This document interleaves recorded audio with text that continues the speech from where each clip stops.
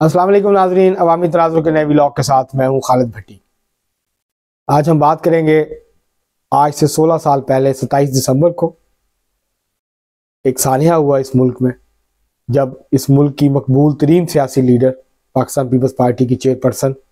साबिक़ वज़ीर आज़म और 30 साल से ज़्यादा पाकिस्तान में जमहूरी हकूक़, आइन की हुक्मरानी, पार्लियामेंट की बालादस्ती के लिए अब बुनियादी इंसानी हकूक़, अवामी हकूक़ और मुसावात के लिए, बराबरी के लिए जद्दोजहद करने वाली अजीम लीडर मोहतरमा बेनज़ीर भुट्टो को शहीद कर दिया गया। ये एक बड़ा सानिया है पाकिस्तान की तारीख़ का। पाकिस्तान एक बड़ी सियासत, ना सिर्फ एक बड़ी सियासतदान से महरूम हो गया, बल्कि एक मकबूल सियासी क़यादत भी जो है वो जाती रही, और उसके बाद एक बड़ा सियासी खला पैदा हुआ जो आज तक पुर नहीं हो सका। पाकिस्तान पीपल्स पार्टी को उसके बाद से जिस तरह से पार्टी को चलाना पड़ा, असद ज़रदारी साहब ने कोशिश की संभालने की, फिर नौजवान बिलावल भुट्टो ज़रदारी को आगे लाया गया, लेकिन वो जो खला पैदा हुआ मोहतरमा बेनज़ीर भुट्टो की शहादत से, वो आज भी उसकी कमी जो है वो महसूस की जाती है पार्टी के अंदर। उनका जो ताल्लुक़ था, उनका जो राब्ता था कारकुनों के साथ, उनका जो रिश्ता था कारकुनों के साथ, पार्टी के साथ, पार्टी के आम कारकुनों के साथ, ख़वातीन कारकुनों के साथ जिस मोहब्बत शफ़क़त से वो पेश आती थी और जिस तरह ख्याल रखती थी कारकुनों का, तो वो अब कारकुन जो है वो आज तक इस कमी को महसूस करते हैं।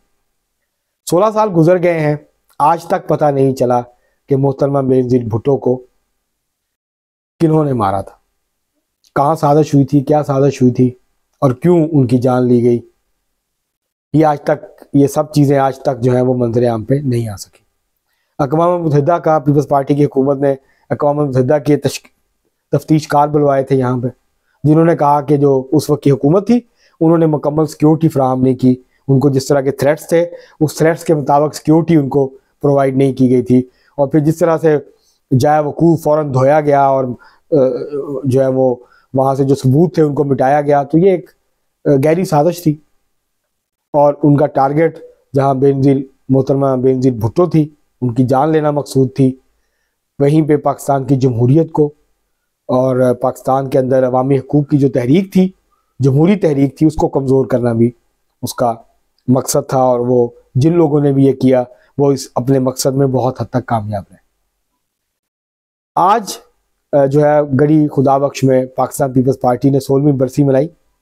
एक बहुत बड़ा जलसा आम था जिसे बिलावल भुट्टो ज़रदारी साहब ने, जनाब असद ज़रदारी साहब ने, मुराद अली शाह और बाकी क़यादत ने उससे ख़िताब किया। बिलावल भुट्टो ज़रदारी साहब ने अपने ख़िताब में आज 10 नुकाती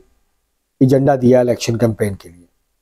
उन्होंने मंशूर जो आ रहा है पाकिस्तान पीपल्स पार्टी का, चंद दिन तक शायद उसका ऐलान हो जाएगा, उसके बुनियादी खदोखाल को वाज़े किया। 10 नुकात के उन्होंने कहा कि हम इन 10 नुकात के ऊपर कैंपेन करेंगे, 10 वादे करेंगे लोगों से और इन वादों की तकमील की कोशिश करेंगे। वो 10 वादे क्या किए हैं उन्होंने? पहला वादा उन्होंने किया कि हम 20% कम अज़ कम सालाना तनख्वाहें बढ़ाएंगे और 5 सालों में हम तनख्वाह जो है वो डबल कर देंगे पाकिस्तान के जो मेहनत कश है उनकी। एक तो उन्होंने ये वादा किया। दूसरा वादा उन्होंने ये किया,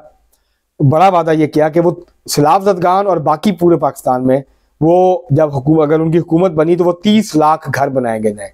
वो लोगों को घर बना के देंगे। ये इनकलाबी कदम है। पाकिस्तान में कम लागत के जो गरीब लोगों के लिए जो घर हैं उनकी अशद ज़रूरत है। पाकिस्तान में रहाइश का मसला बहुत गंभीर सूरत हाल इख्तियार करता जा रहा है। यहाँ अमीरों के लिए सोसाइटीज़ बन रही हैं, मिडिल क्लास के लिए बन रही हैं, लेकिन वर्किंग क्लास और गरीब लोगों के लिए यहाँ पे कोई जो है वो मकानात नहीं बन रहे। ज़मीन जितनी महंगी हो गई है, गरीब आदमी के लिए घर बनाना एक ख्वाब ही रह गया है, वो हकीकत का रूप नहीं धार सकता उसका ये जो ख्वाब है। जहाँ तक महंगाई है और जो हालात हैं माशी पाकिस्तान के, और जो गुर्बत का आलम है, जो बेरोज़गारी का आलम है, तो ये बड़ा अच्छा कदम है। तीसरा उन्होंने ऐलान ये किया कि वो जो सार्फिन है बिजली के, जो 300 यूनिट तक इस्तेमाल करते हैं, उनको वो सरकारी पैसे से उनको सोलर प्रोवाइड करेंगे ताकि उनको मुफ्त बिजली मिल सके सोलर से। और उन्होंने उसके लिए कहा कि हम हर ज़िले में एक ग्रीन एनर्जी पार्क बनाएंगे, जहां हम जहां हवा चलती है वहां विंड लगाएंगे, जहाँ पे सूरज ज़्यादा चमकता है तो वहाँ पे हम जो है वो लगा देंगे, सोलर लगा देंगे, और बाकी जो भी रिन्यूएबल ऑल्टरनेट उनके जो हैं मौजूद हैं ज़राए मौजूद हैं बिजली पैदा करने के, तो वहाँ से वो हम पैदा करेंगे। उन्होंने एक बात ये भी की कि हम नौजवानों के लिए नौजवान कार्ड जो है उसको शुरू करेंगे, ताकि उनको सस्ती तालीम मिल सके, उनको अगर पैसों की ज़रूरत पड़ती है तो वो उनको मिल सके, जो उनकी बुनियादी ज़रूरियात हैं वो पूरी की जा सके। तो उन्होंने नौजवान कार्ड की बात की, नौजवानों तक पहुँचने की बात की, उनको फैसिलिटेट करने की बात की। उन्होंने कहा कि हम हर ज़िले में यूथ सेंटर्स बनाएंगे, जहां हम उनको ट्रेनिंग्स देंगे, उनको इंटरव्यूज़ के लिए तैयारी करवाएंगे, उनको बताएंगे कि वो किस शोबे में जा सकते हैं, कहाँ जॉब्स अवेलेबल हैं, किस किस्म की स्किल्स चाहिए उनको, तो हम उनकी स्किल डेवलपमेंट भी करेंगे, उनकी कैरियर काउंसलिंग करेंगे। मेरे ख्याल से ये बहुत अहम इकदाम है। अगर पाकिस्तान पीपल्स पार्टी इस पर अमल करती है तो पाकिस्तान के जो गरीब और कम पढ़े लिखे नौजवान हैं उनके लिए बहुत बड़ी सहूलत जो है वो आ सकती है, उनको बहुत ज़्यादा फ़ायदा होगा, पढ़े लिखे नौजवानों को भी जो है उसका फ़ायदा होगा। ये बहुत अच्छा इकदाम होगा, ये बहुत अच्छी तजवीज़ है, इसके ऊपर अमल दरामद करना चाहिए, इससे नौजवानों को पाकिस्तान में बहुत फ़ायदा होगा। एक बात इसके अलावा उन्होंने की हारी कार्ड की, किसान कार्ड की। किसान कार्ड बड़ा अहम है, सिंध में शुरू किया है। किसान कार्ड में यह है कि किसान ने कर्जा लेना है तो वो उसी कार्ड से मिलेगा, खाद उसको उसी मिलेगी, सस्ता बीज मिलेगा, उसको तमाम सहूलियात उस कार्ड के ज़रिए मिलेंगी, उसको दफातर के चक्कर नहीं काटने पड़ेंगे, उसको लाइनों में नहीं लगना पड़ेगा जाके चीज़ों के लिए, वो उसके ज़रिए, उस कार्ड के ज़रिए वो उसको हर चीज़ जो है वो मिल जाएगी। ये भी बड़ा एक अहम कदम है और पूरे पाकिस्तान में इसका दायरा अगर बढ़ाया जाता है तो इससे ज़राअत की जो तरक्की है उसको तेज़ करने में और किसानों की जो मदद है बराह रास्त उनकी जेब में पैसे डालने की जो बात है उससे उनको फ़ायदा होगा। इसी तरह बिलावल भुट्टो ज़रदारी साहब ने यह भी कहा कि जो बेनज़ीर इनकम सपोर्ट प्रोग्राम है हम उसको पूरे मुल्क में, उसका दायरा पूरे मुल्क में पहले ही है, लेकिन हम उसको जो लोग गरीब रह गए हैं उनको अब भी हम उसमें शामिल करेंगे। वो 20 लाख हैं, 50 लाख हैं, 1 करोड़ है, हम उसका दायरा वसी करके तमाम पाकिस्तानी जो गरीब ख़ानदान है उनको इसके अंदर लेके आएंगे, उसके पैसे भी बढ़ाएंगे और लोगों की तादाद भी बढ़ाएंगे। तो ये भी बहुत अच्छा कदम है और इस प्रोग्राम को एक्सपेंड करना चाहिए और इसको खैरात से लोगों की प्रैक्टिकल मदद में तब्दील करना चाहिए। उनको कारोबार के लिए कर्जे मिलने चाहिए, उनके बच्चों के एजुकेशन के लिए, हेल्थ के लिए मिलने चाहिए, ताकि वो अपने पाँव पे खड़े हों। आप उनको सिर्फ हर महीने थोड़े थोड़े पैसे ना दें जिंदा रहने के लिए, उनको जिंदा रहने के लिए उनको स्किल्स दें, स्किल डेवलपमेंट सेंटर्स बनाएं। जो बेनज़ीर इनकम सपोर्ट प्रोग्राम में ख़वातीन हैं और दूसरे लोग हैं, उन ख़वातीन को स्किल्स दें, वो काम करें, उनको आप फैसिलिटेट करें और उसके ज़रिए से इस प्रोग्राम को मज़ीद बेहतर बनाएं, उसमें जितनी बेहतरी आ सकती है बनाएं, उसमें से करप्शन का खात्मा करें, उनको कार्ड दें, ये ख़त्म करें। ये जो एजेंटों के ज़रिए आप पैसे देते हैं, वो पैसे लेते हैं, कोई 1000 रुपया लेता है, कोई 500 लेता है, उनको ब्लैकमेल करते हैं, उसके बगैर पैसे उनको पैसे नहीं मिलते। तो ये ख़त्म करें। जदीद टेक्नोलॉजी है, आज 21वीं सदी में हम 19वीं सदी के तरीके इस्तेमाल कर रहे हैं, ये ख़त्म करें इन मामलात को, उनको कार्ड दें बना के, वो कार्ड लेके जाएं, ATM पे यूज़ करें, जहां उन्होंने यूज़ करना है वो कार्ड यूज़ करें, उनके पैसे उनकी जेब में जाएं बराह रास्त। इसके अलावा उन्होंने कहा कि मजदूर कार्ड जो है वो देंगे, बेनज़ीर भुट्टो शहीद मजदूर कार्ड। तो ये बहुत अच्छी तजवीज़ है, इसमें थोड़ा बहुत हमने भी किरदार अदा किया है, तो ये बहुत अच्छी तजवीज़ है। पाकिस्तान पीपल्स पार्टी ने इसको मान लिया, ये बहुत अच्छा है, इससे पाकिस्तान के मेहनत कश, करोड़ों मेहनत कशों को फ़ायदा होगा। और अब पाकिस्तान पीपल्स पार्टी ने, आज चेयरमैन साहब ने ये ऐलान किया है, बिलावल भुट्टो ज़रदारी ने, कि वो ये जो प्लान है, ये जो मजदूर कार्ड है, बेनज़ीर भुट्टो मजदूर कार्ड होगा, इसमें उनको सोशल सिक्योरिटी, तालीम, सेहत, सारी चीज़ें जो है उनको मिलेंगी। और इसके अंदर फैक्ट्रियों के मजदूरों के अलावा जो दुकानों पे काम करते हैं, जो कमर्शियल सेक्टर के मजदूर हैं, इनफॉर्मल सेक्टर के मजदूर हैं, हम उनको भी इसके अंदर शामिल करेंगे। तो ये बहुत इनकलाबी तजवीज़ है, ये बहुत बड़ी रिफॉर्म होगी अगर पाकिस्तान पीपल्स पार्टी ऐसा करने में कामयाब होती है। इससे पाकिस्तान के तमाम मेहनत कशों को सोशल सिक्योरिटी नेटवर्क जो है वो मुयसर आ जाएगा, उनको सोशल सिक्योरिटी मिल जाएगी, उनको मजदूर तस्लीम कर लिया जाएगा, उनको ओल्ड एज पेंशन भी इसकी वजह से फिर मिल जाएगी। तो ये एक बड़ा कदम है, उसकी तरफ बढ़ने की ज़रूरत है और पार्टी इसके अंदर तफसील के साथ पूरा एक प्लान बनाया कि किस तरह इस पर इम्प्लीमेंटेशन होगी। ये और भी बिलावल भुट्टो साहब ने बातें की हैं उसमें। तो ये मैं समझता हूँ कि ये एक प्रोग्रेसिव रिफॉर्मिस्ट एजेंडा है जो पाकिस्तान पीपल्स पार्टी ने इस मंशूर के लिए सेट किया है। और पाकिस्तान पीपल्स पार्टी ये बड़ा अट्रैक्टिव जो है वो 10 नुकात हैं, ये वो बातें हैं। और उन्होंने इसी तरह महंगाई के खात्मे की भी बात की है, उसमें कमी की भी बात की है, तो गुर्बत और बेरोजगारी को कम करने की भी बात की है। तो दरअसल अगर पाकिस्तान पीपल्स पार्टी एक कॉम्प्रिहेंसिव प्लान बनाए, प्लान ऑफ एक्शन, क्योंकि नुकात बहुत अच्छे हैं, ये मंशूर बहुत अच्छा है, ये प्रोग्राम बहुत अच्छा है, इंप्लीमेंट कैसे होगा ये हुकूमत में आने के बाद फैसला नहीं होना चाहिए, बल्कि इसकी मनसूबाबंदी हुकूमत में आने से पहले होनी चाहिए कि चीज़ें क्लियर हों और मुख्तलिफ जो पार्टी लीडर्स हैं जो कैपेबल हैं इसको करने के, इसको इस टास्क को पूरा करने के, उनको जिम्मेदारियां दी जाएं, टीम्स बनाई जाएं, उसके ऊपर अभी से काम किया जाए और जब हुकूमत आए तो फौरी तौर पर ये मंसूबे शुरू किए जाएं ताकि जो वादे हैं, अगर पीपल्स पार्टी मरकज़ में हुकूमत बनाती है, मरकज़ में नहीं तो कम से कम अगर सूबा सिंध में वापस पाकिस्तान पीपल्स पार्टी की, जिसके के इम्कानात बहुत वाजे हैं कि पाकिस्तान पीपल्स पार्टी बनाएगी, तो कम से कम ये जो एजेंडा है, इकोनॉमिक एजेंडा है, प्रोग्रेसिव इकोनॉमिक एजेंडा है, इसको सिंध के सूबे पे लागू किया जाए ताकि एक मॉडल बने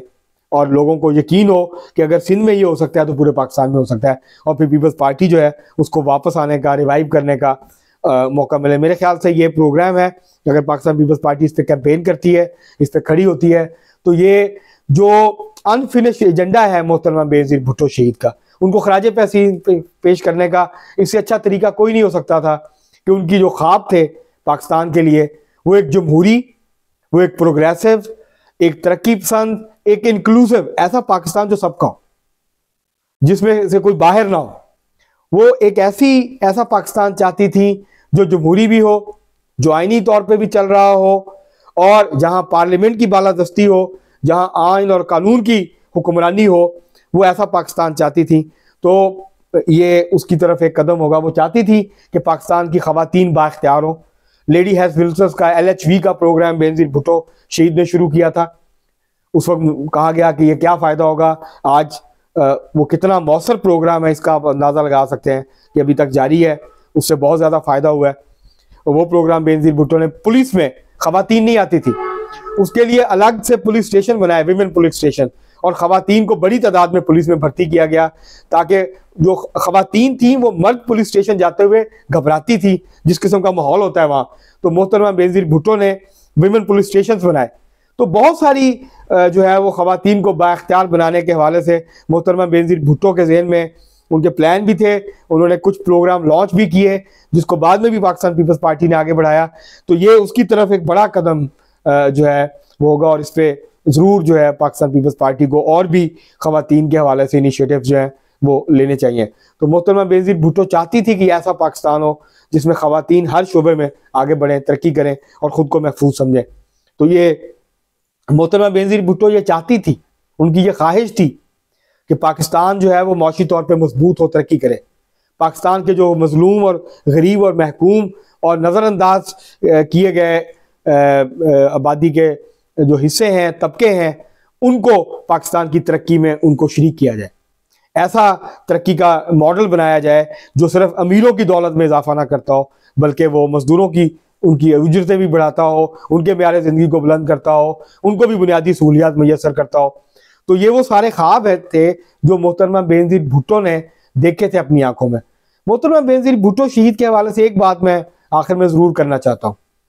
लोग मोहतरमा बेनज़ीर भुट्टो को उनकी जो 5 साल की, 2 दफ़ा उनको हुकूमत बनाने का मौका मिला, 5 साल उनके 2 टेन्योर बनते हैं, 30 साल। मोहतरमा बेनज़ीर भुट्टो की सियासत को अगर किसी ने स्टडी करना है, उनको अगर जज करना है कि वो कैसी कामयाब सियासतदान थी या नाकाम, तो उनके इन 5 सालों में उन्होंने बहुत कुछ किया, लेकिन उनकी असल जो जद्दोजहद थी वो इस मुल्क में 30 साल की जद्दोजहद थी। वो जमहूरियत के लिए जद्दोजहद थी, वो इंसानी वकार के लिए जद्दोजहद थी, वो बराबरी और मुसावात के लिए जद्दोजहद थी, वो पाकिस्तान को एक सोशल डेमोक्रेटिक स्टेट और सोसाइटी बनाने की जद्दोजहद थी, वो पाकिस्तान में आइन और कानून की हुक्मरानी को कायम करने की जद्दोजहद थी, और एक पाकिस्तान को एक जमहूरी तरक्की पसंद माशरा और मुल्क बनाने की जद्दोजहद थी जिसमें मजहबी इंतहा पसंदी ना हो, जिसमें खवातीन और अकलीतों के साथ नारवा और इम्तियाजी सलूक ना हो, जिसमें तमाम इम्तियाजी और जो कवानीन है उनका खात्मा किया जाए। एक मुकम्मल प्रोग्रेसिव एजेंडा था जो मोहतरमा बेनज़ीर भुट्टो ने जिस पे काम भी करने की कोशिश की और जो एक ख्वाब देखा था, वो एक तवाना, एक ताकतवर, एक मजबूत, लेकिन एक जमहूरी,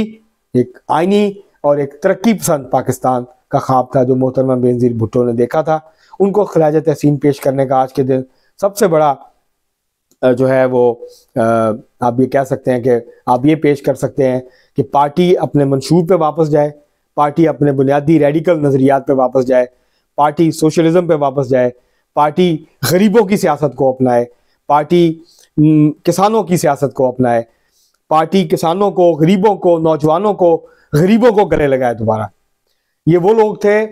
जिन्होंने पार्टी को अरूज दिया था, जो पार्टी की असल ताकत थे। तो जरूरत इस अमर की है कि पार्टी को वापस उसी मकाम पे खड़ा किया जाए जहां पे वो थी। उसके लिए जरूरी है कि उन तमाम तबकात के लोगों को पार्टी उनको वहां पे जाए, पार्टी उनको वापस उनकी बात करे, उनकी बुनियाद पे सियासत करे, और प्रोग्राम में और मंशूर में और जो ये 10 नुकात हैं इसके हवाले से अपनी सियासत को, अवाम को जो है अपनी सियासत और का महवर और मरकज़ बनाए।